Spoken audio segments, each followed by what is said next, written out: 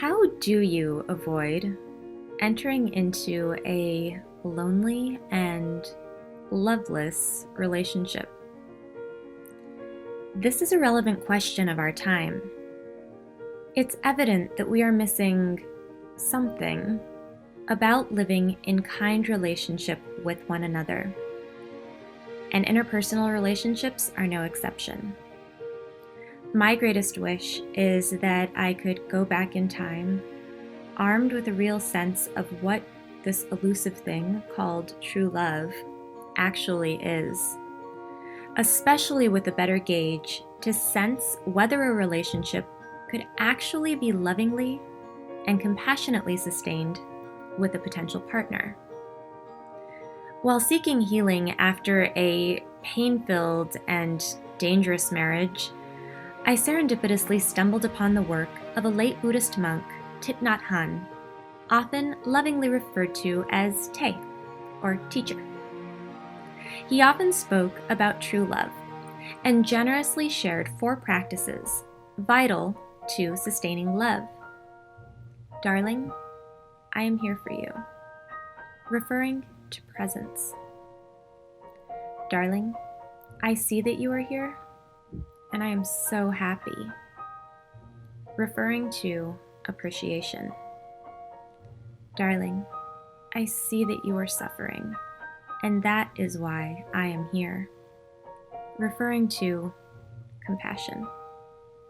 Darling, I am suffering, and I need your help, referring to vulnerability.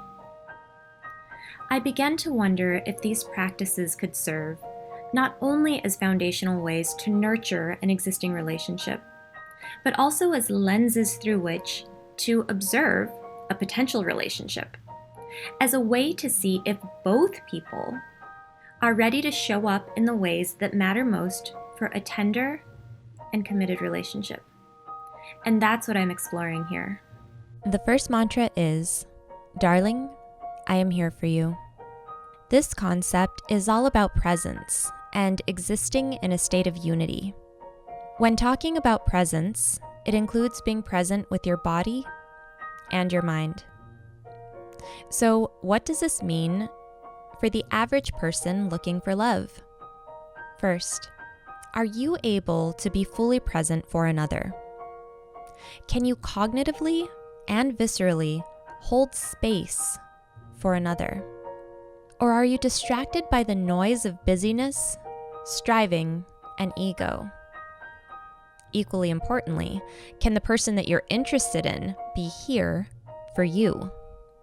When you're talking to them, when you're seeking connection with them, do they have the ability to be here with you? Can they do this consistently? It's interesting to see how often people exist in their past hurts or past accomplishments and their future goals. When interacting with another, it's worthy to observe whether or not they can exist in the now with you. It's equally worthy to observe if you are able to give that same gift back to them. The world is a distracting place. Learning to practice presence can help, not just in improving focus, but perhaps even in strengthening relationships. However, the time required for active presence in a relationship is not insignificant. Tay says to ask yourself, do you really have time for love? He warns that even if your intention is to love a person, your love still might hurt them if you are not present. If your intended love is physically away from you too frequently, or if they are too busy to be present with you, even when they are physically close to you, they may be too busy for love. The same could be true for you.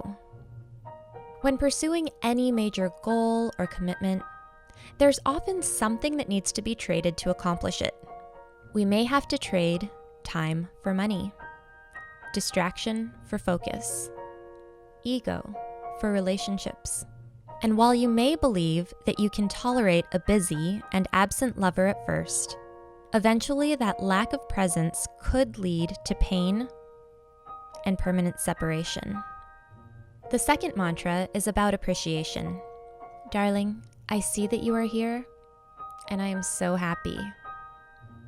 How many times have you heard people say that they feel that they are taken for granted? That they are, at best, second in the eyes of their partner when compared to a hobby or a job? Most people crave appreciation. They want to be seen and valued as they are, especially by those held in their highest regard.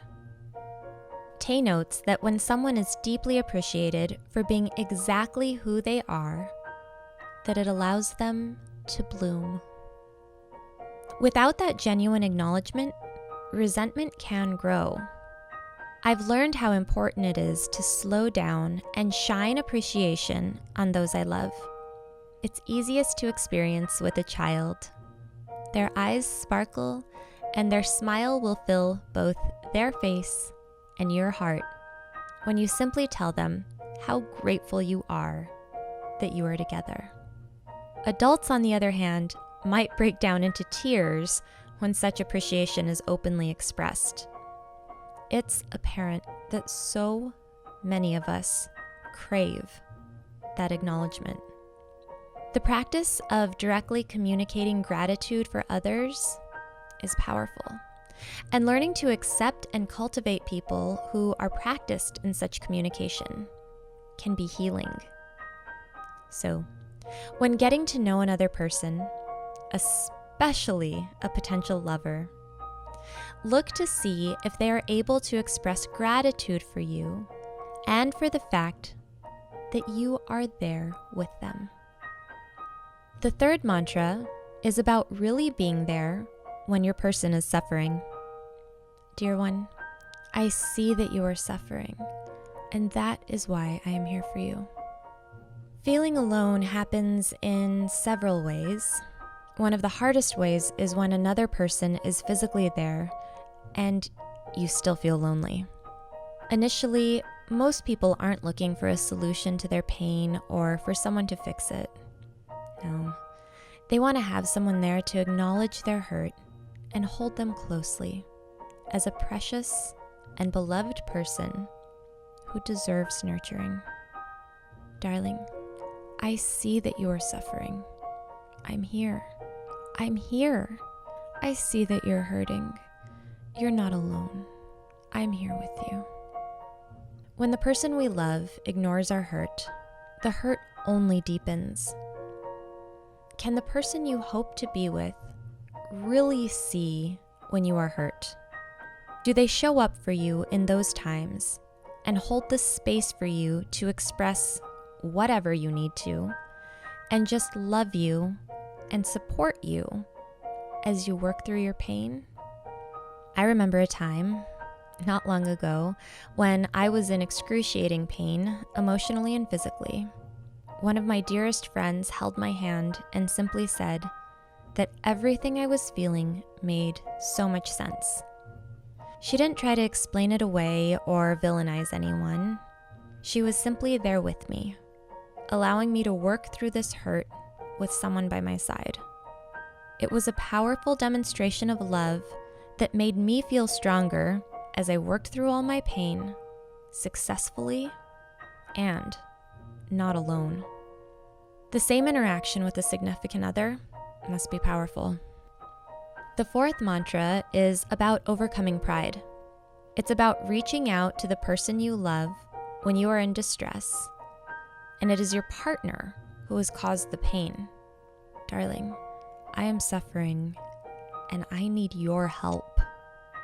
Instead of going inward, starting a fight, or seeking comfort from someone or something else, it's having the vulnerability to go back to your partner and express to them that you're hurting. And most importantly, to tell them that you need their help, that you need them to help you overcome this pain. When done genuinely and with authenticity, this is the total shunning of ego and total acceptance of partnership. There's no blaming or justification.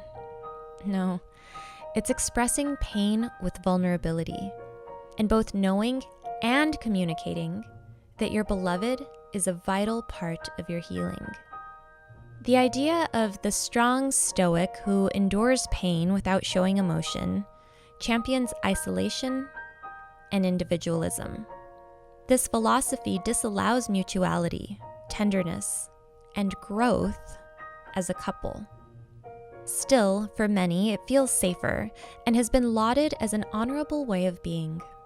I ask though, where does your partner fit into this way of living, and how can they really know you if this is your default status? And if another embraces such a philosophy for themselves, do you feel you will be able to interact in a way that deepens your connection with them over time? The teacher of these mantras says that compassion is one of the elements of true love. To be compassionate requires understanding, and understanding is rooted in human sentiment, which ideally would be openly expressed by one and received with respect and gentleness by another. The practice of overcoming pride might be lifelong work, and wouldn't it be powerful to practice that with the person you love? The epitaph of a loveless marriage or loveless life does not have to be adopted. So much empowerment comes from learning about your own role in sustaining love, how to be vulnerable, curious, and present with one another. Even more strengthening is approaching relationships with a sense of knowing how to form an effective relationship. These mantras provide powerful guidance to explore if you and another are ready for a relationship rooted in presence. If there was one place to start immediately, I think it would be in practicing presence with yourself. Quieting the chatter of the mind, learning to be in the now, and learning how to feel gratitude. Regardless of your relationship status, this is something that anyone can begin working on and then building upon to be an active participant in true love.